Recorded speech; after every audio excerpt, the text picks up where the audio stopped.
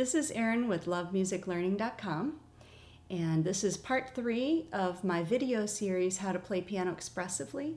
If you haven't watched parts 1 and 2, I encourage you to go back and watch those before proceeding here. In piano, we have 3 different ways of manipulating the sound. The first way is through dynamics, just how loud or how soft you're playing. The second way is through use of the pedals. And they each have different effects that we can create different sounds with.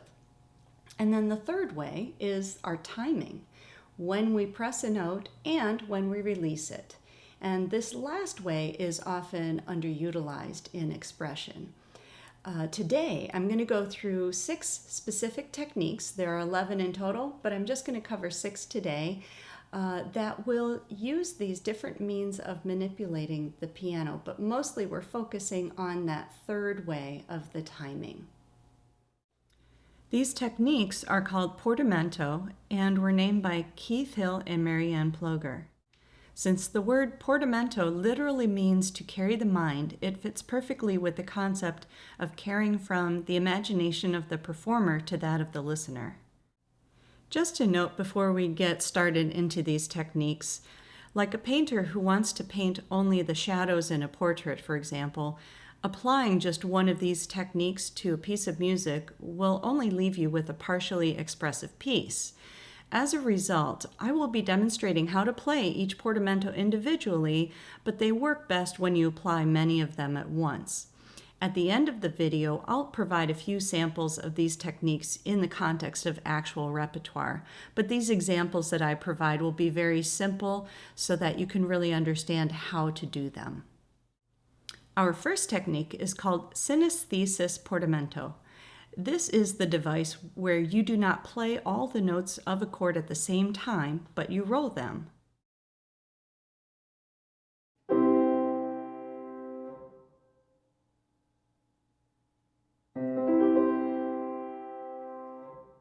You can also achieve this effect through not playing the hands perfectly in sync with one another.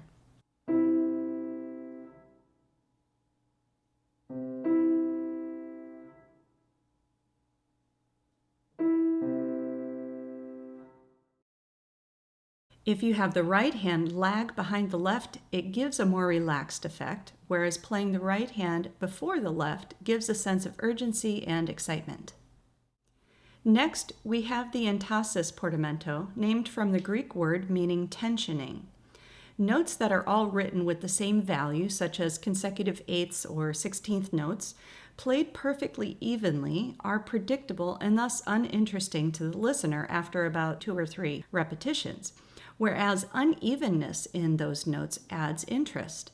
With Entasis Portamento, the goal is to add interest by playing them unevenly. Note, this must be used with care and consideration to the musical context, otherwise it will sound completely chaotic. Used with other techniques we talk about, however, Entasis Portamento can be applied in a tasteful manner that gives it musical interest while maintaining a sense of logic and flow. To do this portamento, play no more than 3 notes of the same rhythmic value with exactly the same length.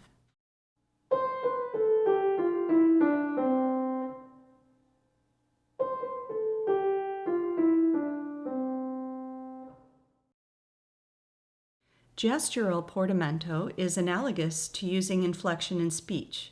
If I speak with no inflection in my voice and with no rhythmic variation, it sounds very robotic and does not communicate well. Even speech that is monotone but still has the rhythmic variations is difficult to pay attention to. Anyone who has had a teacher who gives lectures in this manner knows how difficult it is to learn from them.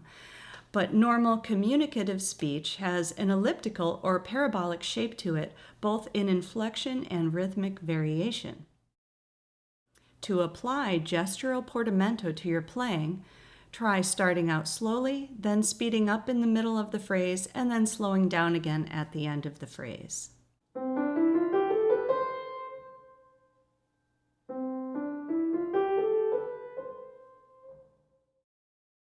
Timing portamento has to do with either hesitating before an important note in a phrase or holding on to that important note longer than the notes around it to emphasize it.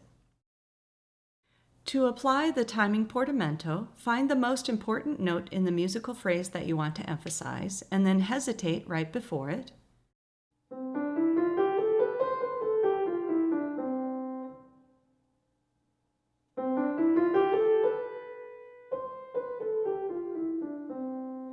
Or you can linger on it.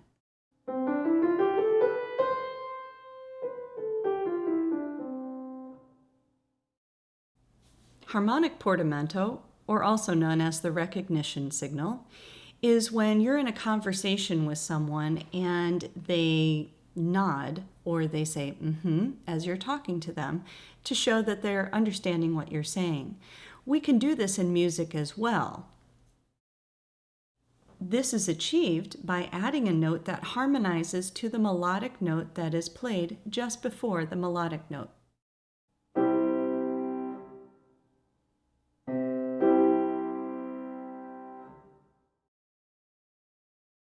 The Souci portamento is probably the most fun to do and also the most difficult to achieve. This means worry-free or without a care, and this is used when you have a series of simultaneous notes that you purposely play jumbled up or in a staggered manner to create the effect of carelessness or effortlessness. To apply Souci, find a passage where there are a series of simultaneous notes and play them purposely jumbled up.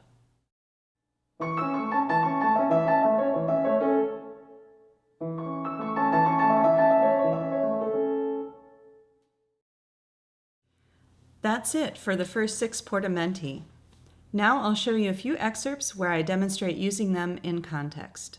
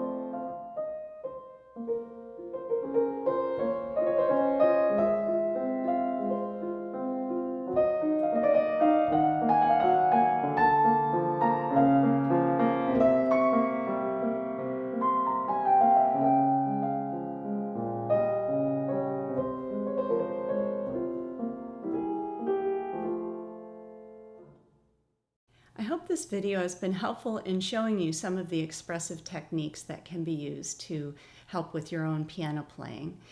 Be sure to check out part 4 where I go into the remaining 5 techniques. And also keep an eye out for my online piano course, How to Play Piano Expressively, where I'm going to go into even more depth about how to apply these to your playing at any level. This is Erin with lovemusiclearning.com. Thanks for watching.